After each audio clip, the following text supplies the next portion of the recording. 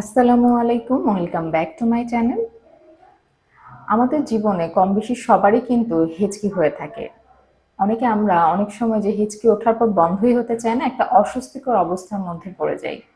তো এই হিচকিটা কি এবং হিচকি কিভাবে হয় এবং হিচকি হলে আপনার করণীয় কি, আজকে আমরা সেই সম্পর্কে জানবো।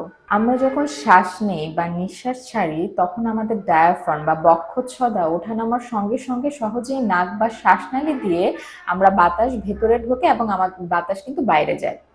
এখন এই বক্ষচ্ছদা বা ডায়াফ্রামের দায়িত্ব কিন্তু অনেক। এটি একটি শক্ত মাংসাল পর্দার মতো, যা নাকি বক্ষপিঞ্জ ও উদরের মধ্যবর্তী সীমানা হিসেবে কাজ করে। এর সংকোচন ও প্রসারণ আমাদের বক্ষপিঞ্জের ভেতরের ব্যাসের উপর নিচ বাড়ায় এবং যা শ্বাস প্রশ্বাসের জন্য কিন্তু অতি জরুরি। কিন্তু এর সংকোচন ও প্রসারণের অস্বাভাবিকতা তৈরি হলে কিন্তু আমাদের এই হেঁচকিটা তৈরি হতে পারে। হেঁচকি কিভাবে হয়? আমাদের ডায়াফ্রামের স্বাভাবিক যে সংকোচন প্রসারণ আছে তা এলোমেলো হয়ে গেলেই কিন্তু এই হেঁচকি ওঠে। শ্বাসের সময় আমরা যখন বুক ভরে শ্বাস নিই তখন আমাদের মাংসাল যে পর্দাটি আছে সেটা সমতল হয়ে ফুসফুসকে কিন্তু প্রসারিত করে। একই সময়ে আমাদের আলজিভ নামক যে একটি ছোট্ট মাংসপেশি আছে খাদ্যনালীর পথ বন্ধ করে দেয় এবং যেন তারা শ্বাসনালীতে ঢুকতে না পারে। কিন্তু হেঁচকির সময় আমাদের যে ডায়াফ্রাম ও পাঁজরের হাড়ের মাংসপেশিগুলো আছে তা এক ধরনের সংকোচন ঘটায়। এতে অজ্ঞাতসারে আলজিভকে বোকা বানিয়ে বাতাস কিন্তু ভেতরে ঢুকে যেতে পারে। বাতাস যখন সজোরে ভোকাল কর্ডের পার হয়ে যায় তখনই কিন্তু এই হেঁচকির শব্দটা হয়। অতঃপর যে মুখ এবং আমাদের যে নাকের পথ খুলে যায় এবং ডায়াফ্রাম এবং পাঁজরের যে মধ্যবর্তী মাংসপেশিগুলো আছে সেগুলো কিন্তু শিথিল হয়ে পড়ে। এভাবেই কিন্তু আমাদের হেঁচকিটা তৈরি হয়ে থাকে। হেঁচকি কেন হয়? অনেক সময় বেশি গরম খাবার বা বেশি ঠান্ডা জাতীয় খাবার খেলে কিন্তু হেঁচকি ওঠে। আবার বেশি মশলা জাতীয় খাবার যারা খান এবং যারা অতি দ্রুত খাবারটা শেষ করেন এবং যারা মদ্যপান করেন, শীতল বাতাস মাঝে মধ্যে গলদকরণ হয়ে যায় এই শীতের মধ্যে, বা খাদ্য গ্রহণের পরপরই যারা ব্যায়াম করেন ইত্যাদি কিন্তু হেঁচকির কারণ হতে পারে। তবে অনেক সুস্পষ্ট কারণ কিন্তু এখনো বলা যাচ্ছে না যে হেঁচকি কেন হয়।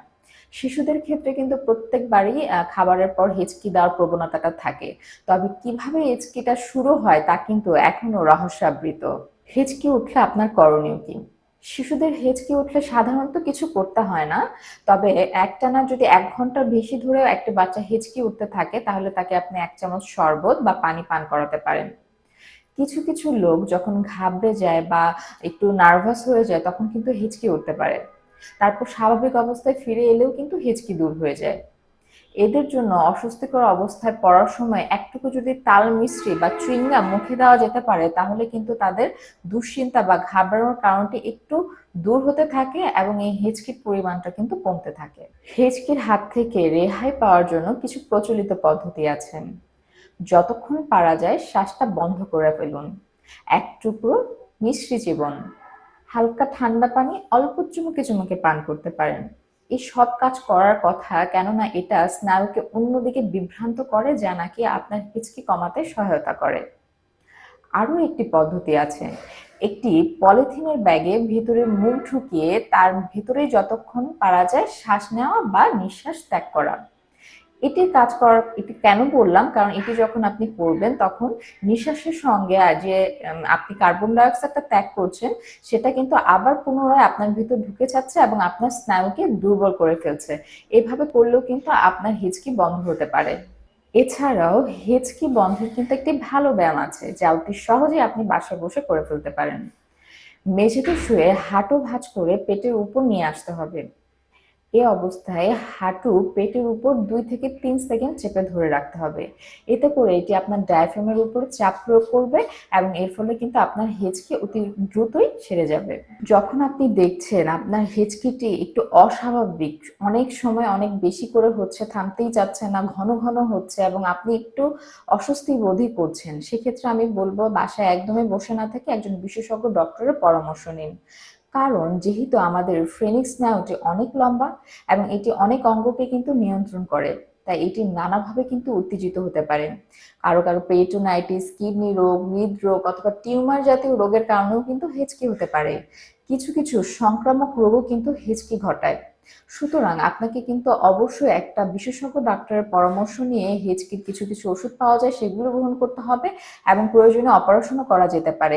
এটা সম্পূর্ণই ডিপেন্ড করে পেশেন্টের উপর। আপনাকে অবশ্যই একজন ভালো বিশেষজ্ঞ ডক্টরের পরামর্শ নিয়ে কিন্তু সবকিছু করা উচিত। তো আশা করি আজকে একটু হলেও আপনাদের উপকার হয়েছে। অনেক সময় আমাদের হেঁচকি উঠে যায়, আমরা একটু আনকমফোর্টেবল ফিল করি। তো আপনি এই নিয়মগুলো যদি পালন করেন, আশা করি অনেকটাই ভালো থাকবেন এবং তাড়াতাড়ি কিন্তু হেঁচকি থেকে আপনি 1 মিনিটের আগেই সুস্থ হয়ে যেতে পারবেন। তো সবাই ভালো থাকুন, সুস্থ থাকুন। আজকে আমার ভিডিওটি এই পর্যন্ত। স্টিল সবাই ভালো থাকবেন, সুস্থ থাকবেন। আল্লাহ হাফেজ।